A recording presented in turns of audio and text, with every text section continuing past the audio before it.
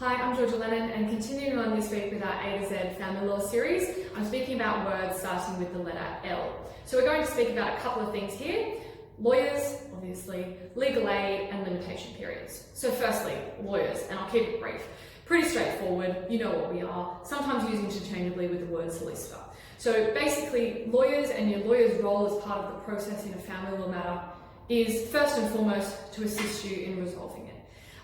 One of the most important things I consider as part of my job is helping people. It's often the reason, and should be the reason in my view, that most people actually get into this area of law. It's because you want to help people. And so we assist you throughout that process, whether it's just providing you with discreet advice so you can go and negotiate it yourself if you feel comfortable, or being part of that negotiation process, liaising with other lawyers. A big part of my role I consider is educating people as what their rights are as part of the process, and also the rights of their children if it's parenting.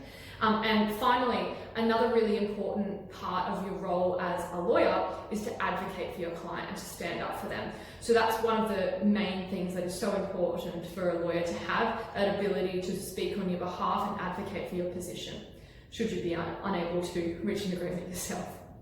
The next is something that I get inquiries about quite often, and that's legal aid. So I personally am on the legal aid panel of solicitors. However, legal aid itself is a state body. So each state has some variation of it. So we have Legal Aid New South Wales here in Sydney. And basically what they are is a government funded office of lawyers, just like me. However, they work in-house in legal aid. So they can assist in matters, but they can also outsource their work and to the panel lawyers such as myself.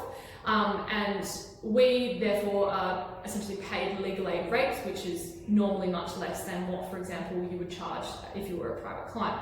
Now, the purpose of legal aid, and this is really important, is to assist people that cannot afford legal fees, which, you know, I would say is probably a lot of people, but unfortunately the bar for that is quite low and it's hard to get in. So it's a means and merits test to get in and be a legal aid client. So means test is obviously essentially assessing your income and your asset base. So it's quite difficult in my experience for a lot of clients to get legal aid, and generally my experience has been that you have to be on either a very, very low income or not working in order to obtain it. Then the other test is the merits test. So the merits test is you have to be seeking something that's within the range of what would be appropriate. You can't be making ambit claims left, right and centre. The purpose of legal aid is to assist these people, and it is an essential service, and I would say there needs to be more of it, because there is a huge gap, in my opinion, between those people that get legal aid, the people that can afford lawyers, and there's this whole bunch of people in the middle. So personally, I'm on the legal aid panel. There's quite a few lawyers around that are, and we work to assist people that cannot afford our otherwise private practice fees. So I think it's a really good service, and I think it's really important to have as part of society to assist people. It doesn't just apply in relation to family law either. A big chunk of their work is in civil other matters, but in particular also criminal work. So it's worth making that inquiry, and if you think you may be entitled to it, have a look online. There's the online means test calculator with legal aid, and I always tell my clients to have a tap in their details and just have a look to see whether you might be entitled to it. Sometimes, notwithstanding what I've said about that low bar, sometimes I get surprised with the people that get approved, so you never know. Now, the last thing I wanted to talk about is what's called a limitation period. So a limitation period is essentially a date fixed by the legislation as to when you can or can't do things. So there's a lot of limitation periods in family law. However, there's a couple of main ones I'll just talk to you about now. So the main one I think that most people are concerned with is when you can file for divorce. So you can't file for divorce until 1 year after your separation. But importantly, there's a limitation period that says following your divorce being granted, so it's not the day that it's granted, it's the day that it comes into effect, so the order that's made a month and a day afterwards. Following that, you only have 1 year in which to resolve your property application, subject to exceptions, of course.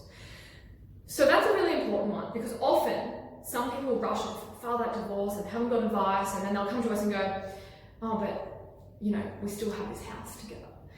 So you really need to be mindful of that as part of the divorce process, that you've only got 1 year following that, and then essentially your rights against each other are extinguished, again, subject to exceptions. I'll talk about that another time. Another really important one, which is perhaps increasingly relevant in this day and age, is de facto relationships and when you can make a property claim there. Now, de facto relationships, because you don't have that cut and dry, like you are divorced position, you are separated legally and everyone acknowledges it, because you don't have that, you've got a bit of a broader period of time, so you've got 2 years from the date of your separation. Now, it's really important that you know your date of separation and that there is some level of agreement as to that. And if you're kind of hovering around the time of about a 6-month window where you might both disagree as to when that occurred, you're better to be safe than sorry to file earlier, or file your application for consent orders if you both agree, that provides for the resolution of your matter. Because if you don't, same thing as with the divorce, if you don't file within that 1 year for divorce, if you don't file within 2 years of your separation for de facto relationships, you are outside the limitation period, and in effect, the same thing applies in that your rights to apply are in effect extinguished, subject to exceptions.